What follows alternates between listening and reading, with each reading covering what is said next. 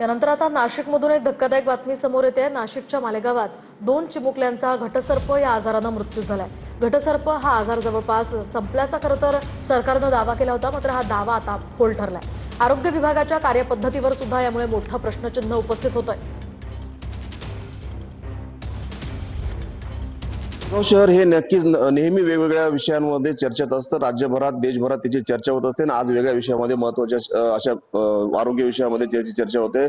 मालेगाव शहरामध्ये मोठ्या प्रमाणात लसीकरण केलं जात असल्याचा दावा आता या ठिकाणी फोल झालाय. 2 सख्ख्या भावांचा मृत्यू या घटसर्प या आजाराने झालेल्याचं निष्पन्न झालेलं आपण बघू शकतो. मालेगावच्या शासकीय रुग्णालयामध्ये प्रथम उपचारासाठी दाखल झालेल्या 2 सख्ख्या भावांचा मृत्यू या ठिकाणी झालेला आहे. मालेगाव शहरातील आरोग्य व्यवस्थेवरती याचा मोठा परिणाम या ठिकाणी होणार आहे. मालेगाव शहरामध्ये या ठिकाणी पुन्हा घटसर्पासारख्या आजाराने मोठ्या ठिकाणी या ठिकाणी डोकं लावले आपण बघू शकतो. ज्या पद्धतीने मालेगाव शहरामध्ये अतिशय 2 बालकांचा मृत्यू झाल्याने मालेगाव महापालिकेच्या आरोग्य व्यवस्थेवरती मोठा प्रश्न या ठिकाणी निर्माण केलेला आहे. मनोज शेवाळे, टी.एन. मराठी.